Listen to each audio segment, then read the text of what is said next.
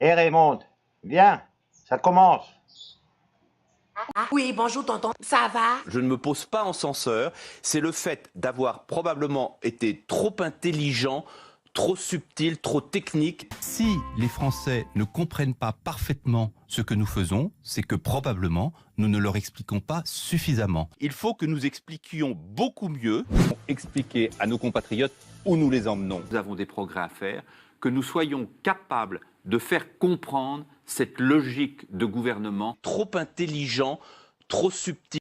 Ouais, c'est qui ça? Eh bien, bonsoir madame. Dans les institutions de la Ve République, le président de la République, il a montré, il a démontré qu'on avait entendu que oui, il y a une urgence économique et sociale. Pour en bénéficier, il faut deux raisons, il faut deux conditions. La première, c'est gagner entre 500 000 et 600 000 et 1 500 euros.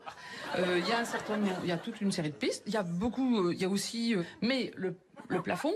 Le déclenchement qui se faisait à 1 200 euros. Je vais vous dire ma conviction depuis 18 mois. Et au moment où vous vous dites, chouette, on va comprendre un truc. Et c'est vrai, sur chaque compartiment de loi, etc. Il faut pas... Moi, je crois à l'intelligence des Français. Et c'est vrai, sur chaque compartiment de loi, etc. Donc ça va redonner, je dirais, du souffle. Du souffle. Et on vérifiera dans un an, dans 2 ans, que tous les patrons payent leurs impôts en France. S'il y a une activité en France qui réside en France, les impôts doivent être payés en France. Et si... Attention, jusque-là on comprend, voici la suite. Et si il y a des profits en France, alors c'est vrai pour les biens, les profits en France, il faudra que l'entreprise paye. L'ISF, par exemple, les entrepreneurs, eh bien, quand vous... je ne le justifie pas. Je trouve ça scandaleux de ne pas payer ses impôts dans le pays. Bon, mais il y en a qui le faisaient parce que s'ils payaient l'ISF et s'ils voulaient transmettre à leurs enfants, eh bien, à ce moment-là, souvent, c'était la zizanie dans les familles, l'entreprise familiale, hein, parce que un reprenait l'entreprise, donc lui, il était exonéré de l'ISF parce que quand c'est l'outil de production, et puis il fallait qu'il dédommage les frères et sœurs.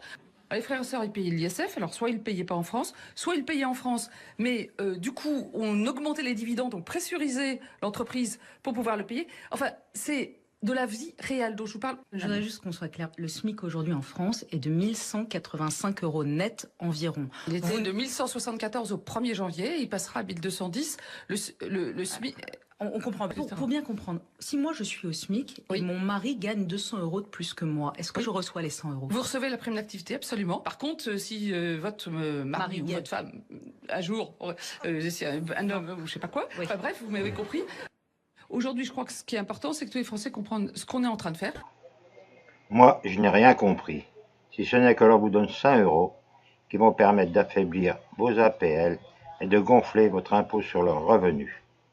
Bravo pour ce hold-up digne des plus grands caïds marseillais.